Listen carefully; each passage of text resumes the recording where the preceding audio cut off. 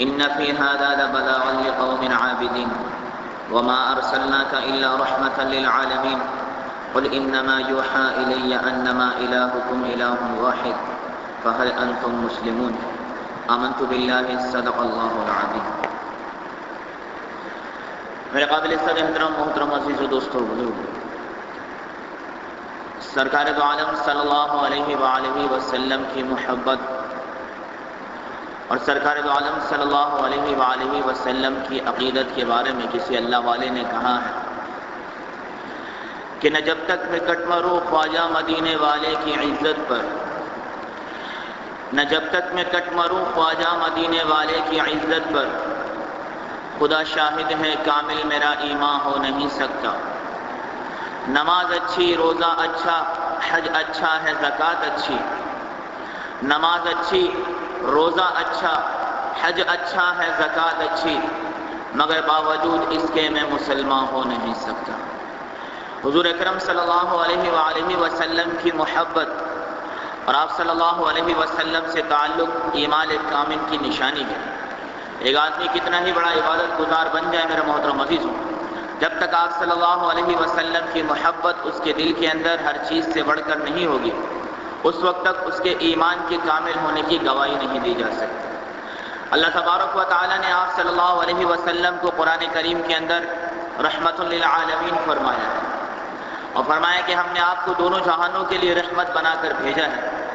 میرے محترم عزیز و دوستو بزرگ، حضور اکرم صلی اللہ علیہ وآلہ وسلم کی ذات بابرکت دونوں جہانوں کے لیے رحمت للعالمین بن کر آئی۔ تمام انسانوں کے لیے آپ صلی اللہ علیہ وسلم رحمت للعالمین بنے کہ آپ صلی اللہ علیہ وسلم نے اللہ تبارک و تعالی سے یہ دعا کی کہ یا باری تعالی میرے بعد میری امت پر کوئی ایسا عذاب نازل نہ فرمانا کہ جس سے میری امت کی جو شکلیں ہیں وہ مسخ ہو جائیں اور یہ خنزیر اور کتوں کی شکلوں میں تبدیل کر دیے جائیں۔ آج میرے محترم عزیزوں، ہم نے اتنے گناہوں کو اپنے اندر پیدا کر لیا ہے۔ پچھلی امتیں جب ان گناہوں کو کیا کرتی تھی تو اللہ تبارک و تعالیٰ ان کے چہروں کو مسخ فرما دیا کرتے تھے۔ آج ہم جو اپنے چہروں پر اتنے گناہوں کے باوجود جو اصل چہروں پر باقی ہیں، یہ حضور اکرم صلی اللہ علیہ وآلہ وسلم کی دعا کا ہی ثمرہ ہے۔ وگرنہ اگر اللہ تبارک و تعالیٰ ہمارے گناہوں کی بسبب ہماری پکڑ کرنا شروع کر دے تو 100 میں سے کوئی ایک شخص ہم میں ایسا ہوگا جو اپنے اصل چہرے پر باقی ہو جائے۔ آپ صلی اللہ علیہ وسلم کی رحمت للعالمین ہونے سے جانوروں نے بھی فائدہ اٹھایا۔ ایک مرتبہ آپ صلی اللہ علیہ وسلم ایک باغ میں تشریف لے گئے، ایک اونٹ بلکتا ہوا آپ صلی اللہ علیہ وسلم کے قدموں میں آ کر بیٹھ گیا، اور دو زانوں بیٹھنے کے بعد آپ صلی اللہ علیہ وسلم سے اپنے مالک کی شکایت کرنے لگا کہ یا رسول اللہ، یہ جو میرا مالک ہے یہ مجھ پر بہت فرمایا زیادتی کرتا ہے، میں اس سے پوری اس کی خدمت کرتا ہوں، یہ مجھ سے کام تو پورا لیتا ہے لیکن مجھے چارہ بہت کم دیتا ہے۔ آپ صلی اللہ علیہ وسلم نے اس کے مالک کو بلا کر، اس اونٹ کے مالک کو بلا کر اس سے کہا کہ دیکھو یہ بے زبان جانور ہے، تم اس کے ساتھ سختی والا معاملہ نہ کرو بل اس کے ساتھ نرمی والا معاملہ کرو۔ وہ مالک شرمندہ ہو کر اپنے اونٹ کو لے کر چل پڑا۔ تو یوں میرے محترم عزیزوں، آپ صلی اللہ علیہ وسلم جانوروں کے لیے بھی رحمت ثابت ہوئی۔ ایک مرتبہ آپ صلی اللہ علیہ وسلم ایک جگہ سے گزر رہے تھے، دیکھا تو ایک یہودی نے ایک ہرن کو باندھ کے رکھا ہے۔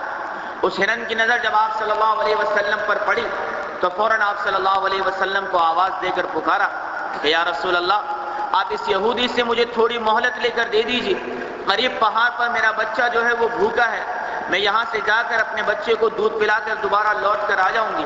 آپ صلی اللہ علیہ وسلم نے اس یہودی سے کہا کہ اس بے زبان جانور کو تم تھوڑی دیر کے لیے چھوڑ دو، یہ اپنے بچے کو دودھ پلا کر دوبارہ آ جائے گی۔ وہ یہودی مسکرانے لگا اور فرمانے لگا کہ محمد صلی اللہ علیہ وسلم، کیا گارنٹی ہے کہ میرے چھوڑنے کے بعد یہ ہرن دوبارہ لوٹ کر میرے پاس آ جائے گی؟ آپ صلی اللہ علیہ وسلم نے فرمایا جب تک یہ ہرن اپنے بچے کو دودھ پلا کر دوبارہ نہیں آتی میں خود تمہارے پاس بطور ذمہ داری کے ہوں، اور اگر یہ نہ آئی تو تم میرے ساتھ جو سلوک چاہو کر لینا۔ چنانچہ اس ہرن کو چھوڑ دیا گیا اور تھوڑی دیر بعد وہ ہرن دوبارہ لوٹ کر آئی اور آپ صلی اللہ علیہ وسلم پر درود و سلام بھیجنے لگی۔ یہ دیکھ کر وہ یہودی میرے محترم عزیزوں وہی ایمان لانے والا بن گیا۔ آپ صلی اللہ علیہ وسلم کے رحمت للعالمین ہونے سے عورتوں نے بھی فائدہ اٹھایا ہے۔ حضور صلی اللہ علیہ وسلم کی بعثت سے پہلے عورتوں کے ساتھ کیا برتاؤ کیا جاتا تھا؟ ایک بچی کا پیدا ہونا شرم کی بات محسوس کی جاتی تھی۔ اگر کسی فرمایا کہ عرب کے اندر کسی کے گھر بچی پیدا ہو جاتی تھی، وہ اپنا چہرہ دوسروں سے چھپائے پھرتا تھا، لوگوں کو بتاتا نہیں تھا کہ میرے یہاں کیا پیدا ہوا ہے۔ چنانچہ آپ صلی اللہ علیہ وسلم آئے اور اللہ کے رسول نے فرمایا کہ لوگوں، تم میں سے جس کی 2 بیٹیاں ہوں اور 2 بہنیں ہوں اور وہ ان دونوں کی اچھے طریقے سے پرورش کرے اور جب وہ بالغ ہو جائیں تو کسی اچھی جگہ پر ان کا نکاح کر دے، تو میں اور وہ جو ان بچیوں کی پرورش کرنے والا ہے قیامت کے دن جنت میں ایسے داخل ہوں گے جیسی میری 2 یہ انگلیاں ہیں۔ جب آپ صلی اللہ علیہ وسلم کی زبان سے یہ الفاظ نکلے کہ بچیوں کی پرورش کرنے والوں کو اللہ تعالیٰ قیامت کے دن جنت میں اللہ کے رسول کی معیت عطا فرمائے گا، تو پورے کے پورے عرب کے اندر بچیوں کی فرمایا کہ پیدائش کو جہاں شرم کی بات سمجھی جاتی تھی وہیں فخر کا باعث سمجھنا شروع کر دیا۔ آپ صلی اللہ علیہ وسلم کے آنے سے پہلے عرب کے لوگ بیوی کو پاؤں کی جوتی تصور کیا کرتے تھے، اس سے جانوروں جیسا برتاؤ کیا کرتے تھے۔ اللہ کے رسول تشریف لائے، آپ صلی اللہ علیہ وسلم کی تشریف آوری کے بعد آپ صلی اللہ تعالیٰ نے یہ آیتیں نازل فرمائی وَعَاشِرُوهُنَّ بِالْمَعْرُوفِ کہ تم اپنی بیویوں کے ساتھ نرمی والا برتاؤ کرو۔ ہن لباس لکم وانتم لباس لہن، یہ عورتیں تمہارا لباس ہیں اور تم ان عورتوں کا لباس ہو۔ جب اللہ تبارک و تعالیٰ نے ان آیات کو نازل فرمایا تو جہاں عورتوں کو جوتی، پاؤں کی جوتی سمجھا جاتا تھا، وہیں فرمایا کہ عورتوں کے حقوق پورے دیے جانے لگتے ہیں۔ آپ صلی اللہ علیہ وسلم کے رحمت للعالمین ہونے سے بوڑھوں نے بھی فائدہ اٹھایا۔ اللہ کے رسول صلی اللہ علیہ وسلم نے فرمایا کہ جس شخص کے چہرے پر سفید بال ہوں اور اس کی کوئی عزت کرے تو گویا ایسا ہے کہ اس نے براہ راست اللہ تبارک و تعالیٰ کی عزت فرمائی ہے۔ اور اللہ کے رسول صلی اللہ علیہ وسلم کے رحمت للعالمین ہونے سے مزدوروں نے بھی فائدہ اٹھایا۔ ایک موقع پر ایک صحابی نے آپ صلی اللہ علیہ وسلم سے ہاتھ ملایا، آپ صلی اللہ علیہ وسلم نے محسوس فرمایا کہ اس کے ہاتھ بڑے سخت ہیں۔ اللہ کے رسول نے فرمایا کیا بات ہے، تمہارے ہاتھ بڑے سخت معلوم ہوتے ہیں۔ فرمایا رسول اللہ، ہم پہاڑ پر رہنے والے ہیں اور پتھر توڑ کے ہم اپنا گزارا کرتے ہیں۔ آپ صلی اللہ علیہ وسلم نے مسکرا کر فرمایا الکاسب حبیب اللہ، ارے ہاتھوں سے کمانے والا تو اللہ کا دوست ہوتا ہے۔ یوں اللہ تبارک و تعالیٰ کے رسول نے فرمایا کہ مزدوروں کے لیے رحمت للعالمین ثابت ہے۔ اور تو اور میرے محترم عزیزوں، آپ صلی اللہ علیہ وسلم تو دشمنوں کے لیے بھی رحمت للعالمین ثابت ہوئے۔ فتح مکہ کے موقع پر جب مکہ فتح ہوا اور آپ صلی اللہ علیہ وسلم 10,000 صحابہ کرام کے ساتھ مکے کے اندر داخل ہوئے ہیں، اب وہ تمام کے تمام لوگ سامنے ہیں جنہوں نے نماز میں آپ صلی اللہ علیہ وسلم پہ اوجھلی رکھی ہے، جنہوں نے آپ صلی اللہ علیہ وسلم پر پتھر برسائے ہیں، اور جنہوں نے اللہ کے رسول کو اپنے ہی شہر سے فرمایا کہ شہر تبدیل کرنے پر مجبور کر دیا۔ آج اللہ کے رسول جو چاہیں اپنے دشمنوں کے ساتھ برتاؤ کر سکتے ہیں۔ روایت میں آتا ہے کہ آپ صلی اللہ علیہ وسلم بیت اللہ میں داخل ہوئے اور بیت اللہ کی دیوار پر یوں ہاتھ رکھ کے ارشاد فرمایا آج میں تمہارے ساتھ وہی برتاؤ کروں گا جو حضرت یوسف علیہ السلام نے اپنے بھائیوں کے ساتھ برتاؤ کیا تھا، اور فرمایا لا تثریب علیکم اليوم، آج کے دن تم پر کوئی الزام نہیں، میں نے اپنے پر کی ہوئی تمام زیادتیوں کو اللہ کی رضا کے لیے تم سے معاف کر دیا۔ آپ صلی اللہ علیہ وسلم کے رحمت للعالمین ہونے سے تو فرشتوں نے بھی فائدہ اٹھایا۔ حضور اکرم صلی اللہ علیہ وسلم نے ایک مرتبہ جبرائیل امین سے پوچھا کہ جبرائیل یہ بتاؤ کہ ہمارے رحمت للعالمین ہونے سے تمہیں کیا فائدہ ہوا؟ فرمایا رسول اللہ، آپ کے تشریف آوری سے پہلے، آپ کی بعثت سے پہلے جبرائیل کو اپنے انجام کے بارے میں بڑی فکر لگی رہتی تھی کہ نہ جانے میرا کیا انجام ہوگا۔ آپ کی بعثت ہوئی اور اللہ تبارک و تعالیٰ نے یہ آیات نازل فرمائی انہ لقول رسول کریم ذی قوت عند ذی العرش مکین، بس یا رسول اللہ آپ ہمارے لیے رحمت ثابت ہوئے، اور آپ کی بعثت کے بعد جب سے یہ آیتیں نازل ہوئی ہیں جبرائیل کو اپنے انجام کی فکر جو ہے وہ ختم ہو چکی ہے۔ تو میرے محترم عزیزو، دوستو اور بزرگوں، یہ حقیقت ہے کہ جو عاصی کو کملی میں اپنی چھپا دے، جو عاصی کو کملی میں اپنی چھپا دے، جو دشمن کو زخم کھا کر بھی دعا دے، اسے اور کیا نام دے گا زمانہ، وہ رحمت نہیں ہے تو پھر اور کیا ہے۔ حضور صلی اللہ علیہ وسلم کی ذات بابرکت رحمت للعالمین ہے، لہذا میرا اور آپ کا یہ فرض بنتا ہے کہ ہم اللہ کے رسول سے محبت کریں، اور اللہ کے رسول سے محبت تو صحابہ کرام نے کی ہے میرے محترم عزیزوں، کہ جنہوں نے اپنے ماں باپ، اپنے بہن بھائی، اپنے بیوی بچوں، اپنے مال و دولت سے بڑھ کر اللہ کے رسول سے محبت کی ہے۔ سیدہ ام حبیبہ رضی اللہ تعالی عنہ جو امہات المومنین میں سے ہیں، آپ صلی اللہ علیہ وسلم کی زوجہ ہیں، ایمان لے آئی، اللہ کے رسول سے نکاح ہوا، لیکن ان کے جو والد تھے وہ ابھی تک کافر تھے، یہ مدینے میں تھی، ان کے والد مکے میں رہا کرتے تھے۔ ایک مرتبہ ان کے والد کسی کام سے مدینہ تشریف لائے، سوچا چلو اپنی بیٹی سے ملتا چلوں، چنانچہ ام حبیبہ رضی اللہ تعالی عنہ کے گھر تشریف لے گئے، دروازے پر دستک دی، دروازہ کھول کر دیکھا تو والد کھڑے ہیں، فوراً والد سے فرمایا ملی اور ان کی عزت اور احترام کیا اور گھر میں آنے کی دعوت دی۔ گھر کے اندر چارپائی پر بستر بچھا ہوا تھا، ان کے والد جیسے ہی بستر پر بیٹھنے لگے دوڑ کر آئیں اور اپنے والد کو دور کر دیا، فرمایا ابا جان آپ میرے والد ہیں، آپ کی عزت آپ کا احترام اپنی جگہ، لیکن یہ بستر اللہ کے رسول صلی اللہ علیہ وسلم کا ہے اور میں یہ کبھی نہیں چاہوں گی کہ اللہ کے رسول کے بستر پر کوئی کافر اور مشرک بیٹھے، خواہ وہ میرا باپ ہی کیوں نہ ہو۔ یہ محبت تھی صحابیات کو آپ صلی اللہ علیہ وسلم سے۔ علامہ قرطبی رحمۃ اللہ علیہ اپنی کتاب میں لکھتے ہیں ایک موقع پر آپ صلی اللہ علیہ وسلم نے ارشاد فرمایا کہ مجھے تین چیزیں بہت زیادہ محبوب ہیں، نمبر 1 خوشبو، نمبر 2 عورتیں اور نمبر 3 میری آنکھوں کی ٹھنڈک نماز میں ہے۔ سیدنا ابو بکر صدیق رضی اللہ تعالی عنہ تشریف فرما تھے، کھڑے ہوئے اور ارشاد فرمایا یا رسول اللہ ابو بکر کو بھی 3 چیزیں پسند ہیں، نمبر 1 آپ کے چہرے کی زیارت کرنا، نمبر 2 آپ پر اپنے مال کو خرچ کرنا اور نمبر 3 کہ یہ کہ ابو بکر کی بیٹی آپ کے نکاح میں آ جائے۔ ان تینوں چیزوں کا محور حضور اکرم صلی اللہ علیہ وسلم کی ذات ہے۔ اس محبت نے کیا دلوایا؟ فرمایا جب ابو بکر صدیق رضی اللہ تعالی عنہ کا انتقال ہونے لگا تو آپ صلی اللہ علیہ وسلم کے بارے میں پوچھا امی عائشہ سے کہ بتاؤ اللہ کے رسول کا انتقال کب ہوا؟ فرمایا اللہ کے رسول کا انتقال پیر کے دن ہوا تھا۔ فرمانے لگے انشاءاللہ میرا انتقال بھی پیر ہی کے دن ہوگا، اور جب انتقال ہوا تو پیر کا دن تھا، اور فرمایا جتنی چادروں میں اللہ کے رسول کو کفن دیا تھا اتنی ہی چادروں میں مجھے بھی کفن دینا۔ اور آخر میں ارشاد فرمانے لگے کہ بیٹی یہ میری وصیت ہے کہ جب میری موت واقع ہو جائے میرے جنازے کو لے جا کر آپ صلی اللہ علیہ وسلم کے روضہ اطہر کے پاس رکھ دینا، اگر اندر سے اجازت مل جائے تو جنازہ اندر لے جانا ورنہ جنت البقیع ہی میں دفن کر دینا۔ جب ابوبکر صدیق رضی اللہ تعالی عنہ کا انتقال ہوا جنازہ اٹھا کر لے گئے، صحابہ کرام فرماتے ہیں کہ ہم نے جنازے کو جیسے ہی اٹھا کر روضہ رسول کے پاس رکھا دروازہ کھلا اور دروازے کے اندر سے آواز آئی ادخلوا الحبیب الی الحبیب، ایک دوست کو دوسرے دوست کی طرف لے کر آ جاؤ۔ اجازت ملی ہے اور ابو بکر صدیق رضی اللہ تعالی عنہ کو آپ صلی اللہ علیہ وسلم کے پہلو میں دفن کر دیا گیا۔ سیدنا عثمان بن عفان رضی اللہ تعالی عنہ کو کیسی محبت تھی؟ اکثر آپ صلی اللہ علیہ وسلم سے فرماتے کہ یا رسول اللہ کبھی ہمارے گھر بھی دعوت پر تشریف لائیے۔ ایک مرتبہ آپ صلی اللہ علیہ وسلم چند صحابہ کرام کے ساتھ سیدنا عثمان بن عفان رضی اللہ تعالی عنہ کے گھر دعوت پر تشریف لے۔ سیدنا عثمان بن عفان رضی اللہ تعالی عنہ آپ صلی اللہ علیہ وسلم کے قدموں کو دیکھنے لگے۔ حضور صلی اللہ علیہ وسلم جب ایک جگہ تشریف فرما ہوئے تو فرمایا عثمان کیا بات ہے، جب سے ہم تمہارے گھر میں داخل ہوئے ہیں تو مستقل ہمارے قدموں کو ہی دیکھتے چلے جاتے ہو۔ حضرت عثمان رضی اللہ تعالی عنہ نے فرمایا کہ یا رسول اللہ جب آپ نے میرے گھر آنے کی دعوت کو قبول کیا تو اسی وقت سے میں نے ارادہ کر دیا تھا کہ آپ کے جتنے قدم میرے گھر میں پڑیں گے عثمان اتنے ہی غلاموں کو اللہ کی راہ میں آزاد کر لے گا۔ سیدنا علی بن طالب رضی اللہ تعالی عنہ کی محبت کا کیا کہنا؟ فرمایا صلح حدیبیہ کے موقع پر جب آپ صلی اللہ علیہ وسلم اور کفار کے درمیان معاہدہ ہوا تو معاہدہ لکھنے کا وقت آیا۔ آپ صلی اللہ علیہ وسلم نے علی بن طالب رضی اللہ تعالی عنہ کو بلایا اور فرمایا علی لکھو ھذا ما قضى علیہ محمد رسول اللہ صلی اللہ علیہ وسلم۔ حضرت علی بن طالب رضی اللہ تعالی عنہ نے لکھا ھذا ما قضى علیہ محمد رسول اللہ۔ کفار آگ بگولا ہو گئے، فرمایا محمد ہم تمہیں اللہ کا رسول نہیں مانتے تبھی تو ہمارا جھگڑا ہے، اگر تم محمد الرسول اللہ لکھ لو اور اس پر ہمارے دستخط ہو جائیں تو پھر ہمارا جھگڑا کس بات پر ہے؟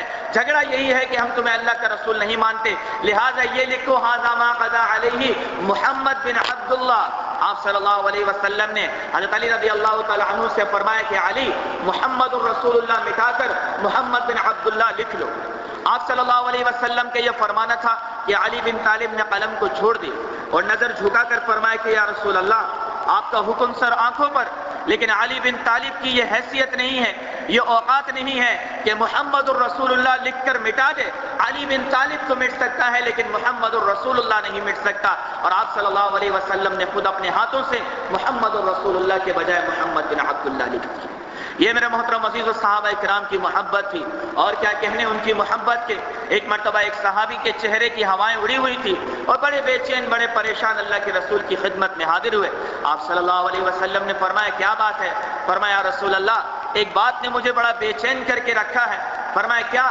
کہ یا رسول اللہ دنیا میں جب کبھی بھی آپ کی زیارت کا شوق پیدا ہوتا ہے، آپ کو دیکھنے کا دل کرتا ہے، ہم بیوی بچوں کو چھوڑ کر آپ کی خدمت میں حاضر ہو جاتے ہیں، آپ کی زیارت کرتے ہیں، دل کو سکون مل جاتا ہے، دل میں ٹھنڈک پیدا ہوتی ہے۔ یا رسول اللہ قیامت کے دن جنت میں تو آپ اونچے درجے پر ہوں گے اور ہم نچلے درجوں میں ہوں گے، ہم اگر جنت میں آپ کی زیارت کرنا چاہیں گے تو کس طرح زیارت کر سکتے ہیں؟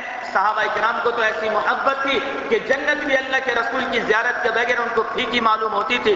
آپ صلی اللہ علیہ وسلم کے سامنے یہ نئی بات آئی، اللہ کے رسول خاموش ہو گئے، نظر کو جھکا دیا، تھوڑی دیر کے بعد نظر اٹھا کر فرمایا سوال کرنے والا کہاں ہے؟ اس صحابی کو بلایا گیا اور فرمایا المرء مع من احبا، اللہ نے فرمایا ہے کہ جو جس سے محبت کرتا ہے وہ قیامت کے دن اسی کے ساتھ ہوگا۔ صحابہ کرام فرماتے ہیں کہ ہمیں جتنی خوشی اس حدیث سے ہوئی ایمان اور اسلام لانے کے بعد اور کسی حدیث سے اتنی خوشی نہیں ہوئی۔ کیوں؟ کہ ان کو آپ صلی اللہ علیہ وسلم سے کامل محبت تھی اور وہ جانتے تھے یہی محبت قیامت کے دن جنت میں بھی اللہ کے رسول کی معیت ہمیں عطا کر دی تھی۔ میرے محترم عزیز و دوستو اور بزرگوں، حضور صلی اللہ علیہ وسلم کو اللہ تبارک و تعالیٰ نے نعمت عظمیٰ ذکر فرمایا ہے۔ جتنی بھی نعمتیں اللہ تعالیٰ نے انسانوں کو عطا کی ہیں مسلمانوں کو، اس میں سب سے بڑی نعمت فرمایا آپ صلی اللہ علیہ وسلم کی بعثت کو کہ لقد من اللہ علی المؤمنین اذ بعث فیہم رسولا، ہم نے ایمان والوں پر احسان کیا کہ انہی میں سے ان کا رسول ان پر مبعوث کر دیا۔ اب سمجھنے کی بات یہ ہے کہ اللہ کے رسول صلی اللہ علیہ وسلم سب سے بڑی نعمت ہے اور اللہ کا فرمان ہے لئن شکرتم لازیدنکم، اگر تم میری نعمتوں کی شکر گزاری کرو گے تو میں اور زیادہ کروں گا۔ جب سب سے بڑی نعمت اللہ کے رسول ہے اور کوئی اللہ کے رسول سے محبت کرے تو پھر اس سے بڑا کیا ملنے والا ہے؟ تو فرمایا کہ جو اللہ کے رسول سے محبت کرے گا اللہ تبارک و تعالیٰ اس کے بدلے میں اپنی محبت نصیب فرما دی۔ قل ان کنتم تحبون اللہ فاتبعونی یحببکم اللہ، اللہ کا قرآن کہتا ہے کہ میرے محبوب ان سے کہہ دو اگر تم اللہ سے محبت کرتے ہو فاتبعونی تو اللہ کے رسول کی اتباع کرو، یحببکم اللہ، اللہ تم سے بھی محبت کرنا شروع کر دے گا۔ تو میرے محترم عزیز و دوستو اور بزرگوں، ہم اللہ کے رسول صلی اللہ علیہ وسلم سے محبت کرنے والے بن جائیں، اور سچا عاشق وہی ہوتا ہے میرے محترم عزیزوں جو زبان سے دعویٰ بھی کرے اور اپنے عمل کو بھی حضور صلی اللہ علیہ وسلم کے عمل کے مطابق کرے۔ یہی فرمایا کہ وہی کہلائے گا شیرائے جمال مصطفیٰ، جس کا قال قال مصطفیٰ، جس کا حال حال مصطفیٰ۔ ایک آخری قصہ عرض کر کے آپ حضرات کے سامنے بیان کا اختتام کرتا ہوں۔ ایک مرتبہ ایک اللہ والا کہیں سے گزر رہا تھا، اس کے ہاتھ کے اندر پیسوں کی تھیلی تھی۔ ایک چور کو کہیں سے بھنک پڑ گئی، یہ جو شخص جا رہا ہے اس کے ہاتھ کے اندر پیسوں کی تھیلی ہے۔ چنانچہ وہ چور کہیں سے دوڑتا ہوا آیا اور اس کے ہاتھ سے وہ تھیلی چھین کر بالکل تیزی کے ساتھ آگے نکل گیا۔ تھوڑا آگے گیا تھا، اس چور کی آنکھوں کی بینائی خود بخود ختم ہو گئی۔ اب وہ چور بڑا پریشان ہوا، وہیں تھیلی چھوڑ کر واویلا کرنے لگا، رونے لگا، دھونے لگا۔ لوگوں نے کہا بھائی کیا بات ہے؟ کہنے لگا میں ایک چور ہوں اور ابھی میں ایک اللہ والے کے ہاتھ سے یہ پیسے چرا کر لایا ہوں، اس نے مجھے بد دعا دی ہے اور اس کی بد دعا کے نتیجے میں اللہ نے میری آنکھوں کی بینائی چھین لی، چنانچہ لوگوں مجھے اس کے پاس لے جاؤ تاکہ میں اس سے معافی مانگوں اور وہ دعا کرے دوبارہ میری بینائی لوٹ آئے۔ چنانچہ لوگ اس کو جمع کر کے وہیں لے گئے جہاں اس نے تھیلی چھینی تھی۔ دائیں بائیں معلوم کیا تو کوئی اس کو پہچاننے والا نہیں تھا۔ ایک نائی کی دکان کے ساتھ اس نائی نے کہا کہ میں اس شخص کو جانتا ہوں، وہ روزانہ نماز کے لیے میری دکان کے آگے سے گزرتا ہے، باقی وہ رہتا کہاں ہے یہ مجھے پتا نہیں۔ چنانچہ وہ چور جو ہے اسی نائی کی دکان پر بیٹھ گیا۔ عصر یا مغرب کی نماز کا وقت تھا، وہ اللہ والا دوبارہ وہاں سے گزرنے لگا۔ نائی نے کہا اس چور کو کہ تمہارا مطلوب جا رہا ہے۔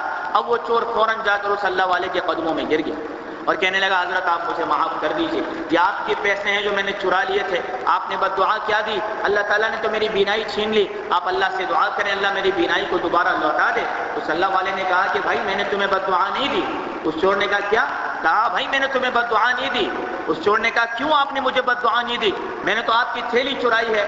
وہ اللہ والا کہنے لگا بھائی بات یہ ہے کہ ایک وقت کے لیے تو ایک لمحے کے لیے میرے دل میں خیال آیا کہ میں تمہیں بد دعا دوں، لیکن پھر میرے دل میں یہ بات آئی کہ اگر میں نے تجھے بد دعا دی اور تجھے معاف نہ کیا تو روز قیامت تیرا مقدمہ اللہ کے دربار میں پیش کیا جائے گا، اور میرے محبوب نے کہا ہے کہ جب تک میرا آخری امتی جنت میں نہیں چلا جاتا اس وقت تک میں بھی جنت میں نہیں جاؤں گا۔ اور بھائی اگر میں نے تجھے معاف نہ کیا اور تیرا مقدمہ قیامت کے دن اللہ کے دربار میں پیش ہوا تو جتنی دیر تیرا مقدمہ چلے گا اتنی دیر تک اللہ کے رسول کو جنت سے باہر رہنا پڑے گا، لہذا میں نے تجھے معاف کیا کہ نہ تیرا مقدمہ اللہ کے دربار میں چلے، نہ اللہ کے رسول کو جنت میں جانے میں تاخیر ہو۔ یہ میرے محترم عزیزو وہ محبت تھی۔ اگر اتنی محبت بھی میرے اور آپ کے دل کے اندر پیدا ہو جائے تو یقین مانیے یہ ہماری نجات کے لیے کافی ہے۔ اس لیے اللہ کے رسول کی محبت میرے محترم عزیزو زبان پر نہ ہو بلکہ ہمارا دل بھی گواہی دے، ہمارے اعمال بھی گواہی دیں۔ اس لیے کسی اللہ والے نے فرمایا ہے کہ عجب چیز ہے عشق شاہ مدینہ، عجب چیز ہے عشق شاہ مدینہ، یہی تو ہے عشق حقیقی کا زینہ، ہے معمور اس عشق سے جس کا سینہ، اسی کا ہے مرنا اسی کا ہے زینہ۔ اللہ تبارک و تعالی مجھے اور آپ کو حضور اکرم صلی اللہ علیہ وسلم سے کامل محبت نصیب فرمائے۔ زندگی رہی تو انشاءاللہ کل بھی سیرت کے عنوان پر بات کی جائے گی۔ وآخر دعوانا ان الحمدللہ رب العالمین۔